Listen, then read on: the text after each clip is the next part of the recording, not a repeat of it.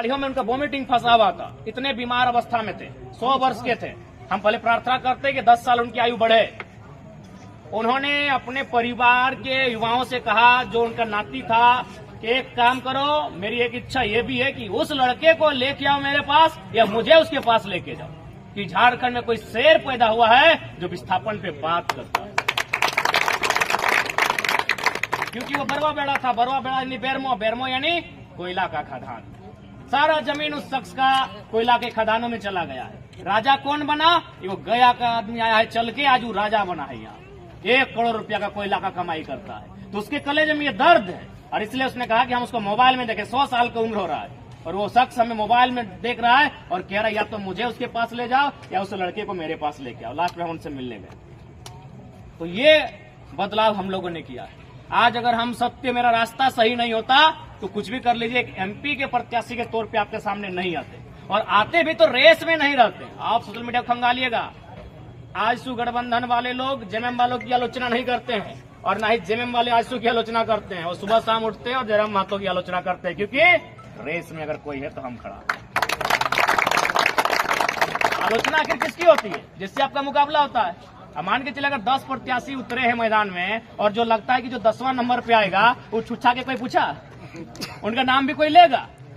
तो भैया आपकी आलोचना भी कौन कर रहे हैं? जेएमएम के लोग जो 3 बार के विधायक हैं, आजसू के लोग जो 3 बार के विधायक, 1 बार के सांसद, उनकी जुबान पर सुबह शाम आपका नाम है। अब सोच लीजिए कि झारखंड में आप क्या बदलाव लेकर आए। इसलिए आज तमाम नौजवान आपसे विशेषकर अनुरोध होगा कि दोनों प्रत्याशी आएंगे, बिल्कुल उनसे हमारा वैचारिक मतभेद है, उनसे शारीरिक मतभेद नहीं है। उनको यहीं पर बैठाएगा, इसी कुर्सियों पर बैठाएगा, यही फूलों की मालाओं का हार होगा, यही पानी की बोतल होगी और यही सत्कार होगा। लेकिन एक सवाल कीजिएगा कि है महोदय, मान्यवर, हमको एक सवाल करने जा रहे हैं, उस सवाल का हम लोग उत्तर चाहते हैं कि जब पेपर लीक होता है आप चुपचाप क्यों हो जाते हैं? जब इस राज्य में कोई नीति की बात आती है आप चुपचाप क्यों हो जाते हैं? जब इस राज्य के किसानों की बात आती है, इस राज्य के युवाओं की बात आती है, आप मौन क्यों हो जाते हैं? महोदय, एक सवाल पूछिएगा। हमें लगता है अगर इस सवाल का उत्तर दे देंगे तो उनका स्वागत और जोरदार कीजिएगा, क्योंकि उनसे हमारी शत्रुता नहीं है। आज बहुत सारे लोग कहते हैं कि आप नेताओं का बड़ा क्लास लेते हैं, तो हमने भी एक लाइन कहा कि हमें इस बात की तकलीफ है कि हमने उनको वोट दिया था अपने बच्चों के भविष्य के लिए। हमने दोपहर के 12 बजे के धूप में खड़ा होकर वोट दिया था। क्या 60 साल और क्या 70 साल और क्या 90 साल के लोग धूप में खड़ा होकर उनको वोट दिए थे इस राज्य के भविष्य के लिए? लेकिन उन्होंने क्या किया? छुपा नहीं है। तमाम क्षेत्रों में चले जाइए, धनबाद जिला में किसी का बोकारो में, हमको लगता है झारखंड के 1 दर्जन जिलों में उनका जमीन है, 1 दर्जन जिलों में उनका प्रॉपर्टी है। तो क्या हमने आपको अपनी प्रॉपर्टी बढ़ाने के लिए एमपी एमएलए बनाया था? या झारखंड के एक आम व्यक्ति की प्रॉपर्टी का सुरक्षा करने के लिए आपको एमपी एमएलए बनाया था? अब आप ही बताइए। हमने तो स्पष्ट कह दिया कि यदि आप व्यापारी होते और एक दिन में 1 करोड़ नहीं 1 अरब भी कमाते तो मां कसम कुछ नहीं कहते, क्योंकि आप एक व्यापारी होते। लेकिन अगर आप एक राजनेता बन के एक ढेला भी गलती से कमाइएगा गलत तरीके से, तो उसका मुकाबला हम करने के लिए तैयार हैं।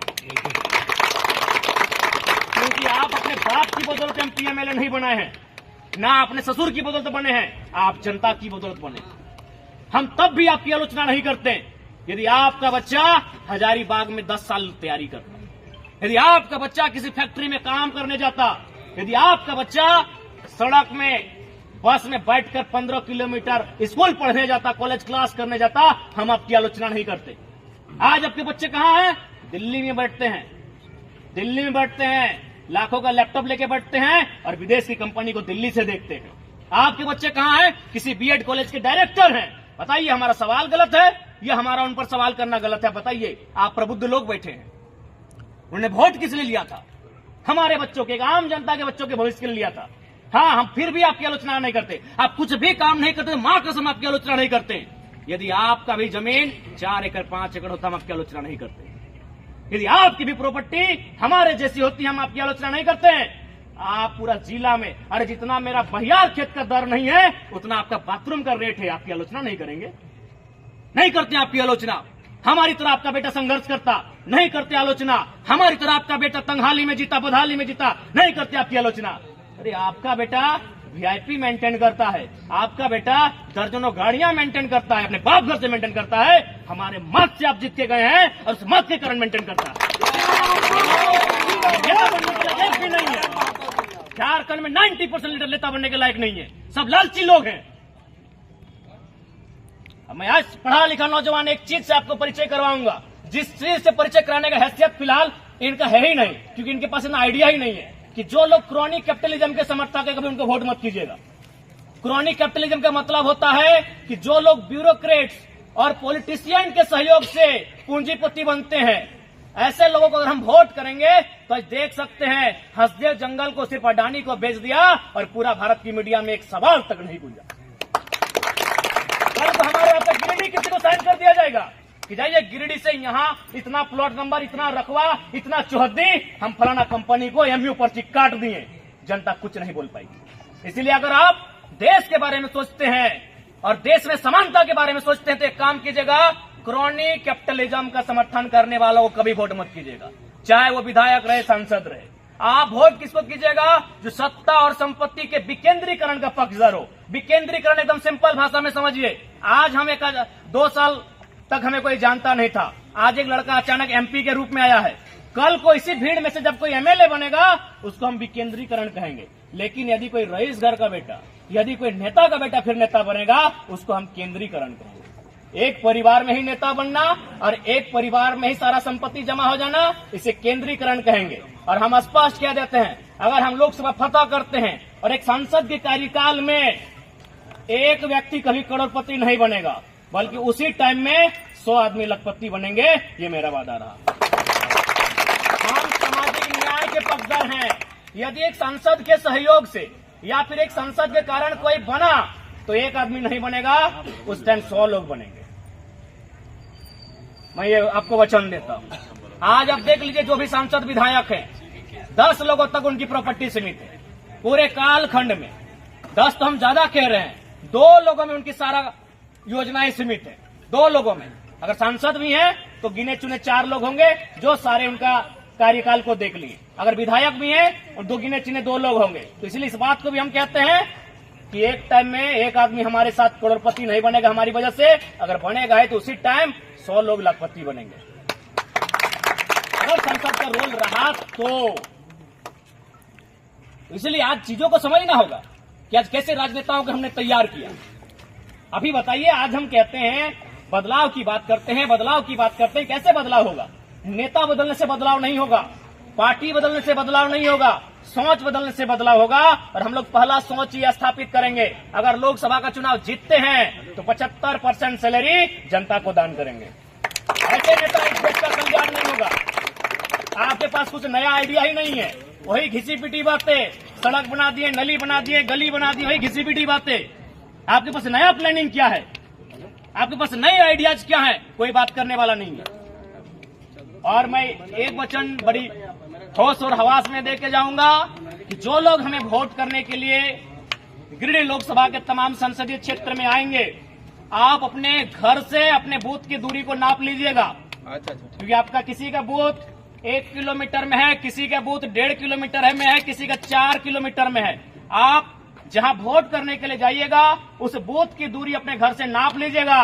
क्योंकि अगर हम जीतते हैं और जो पहला काम करेंगे कि जितना अपने घर से आपकी बूथ की दूरी है उससे कम दूरी में लाइब्रेरी की स्थापना करेंगे। उससे कम दूरी में आप दूरी को नाप लीजिएगा। अगर आप वोट देने के लिए, अगर मेरे लिए वोट देने के लिए धूप में आप अगर 1 किलोमीटर चल के बूथ तक जाएंगे तो 500 मीटर में आपकी लाइब्रेरी होगी, ये मेरा वचन है। अब ये नौजवानों को, उनके अभिभावकों को, गार्जियनों को तय करना है कि आपका लीडर कैसा होगा। क्या, क्योंकि आज जो पॉलिटिकल पार्टियां हैं, पॉलिटिकल पार्टियों के जो लीडर हैं वो एक वोट बैंक मांगते हैं कि ये फलना समुदाय है तो ये मेरा वोट बैंक है, अगर ये फलना समुदाय है तो मेरा वोट बैंक है। इसीलिए अब कोई भी समुदाय रहे, वो किसी का बपोती नहीं है, वो किसी का वोट बैंक नहीं है। वह उन्हीं को वोट करेगा जो उनके बच्चों के भविष्य की बात करेगा। वह उन्हीं को वोट करेगा तो झारखंड में अकड़ के झारखंड की बात करेगा। इसलिए आज तमाम जो लोग यहां पर जुटे हैं, मैं आप तमाम सज्जनों से ये प्रार्थना करना चाहूंगा कि आज इस नौजवान को हिम्मत दीजिएगा, क्योंकि आज केवल इस नौजवान की जीत नहीं होगी। मेरे तमाम अभिभावक, मेरे तमाम हमउम्र के साथियों, ये जीत झारखंड के तमाम उन नौजवानों की होगी जो सांसद बनने का ख्वाब देखते हैं। इन 23 साल के इतिहास में शायद ही कोई लीडर होगा जो अपने दम पर, अपने प्रतिभा के दम पर आज यहां तक का सफर तय किया होगा। अगर आए होंगे तो किसी धन वाले परिवार से होगा या फिर किसी राजनीतिक पार्टी के गोद में चला गया होगा, तब यहां तक आए होंगे। आज एक अदना सा साधारण सा लड़का, गांव के पगडंडियों से निकलकर सामने आने वाला लड़का अगर सांसद बनता है ना, तो आप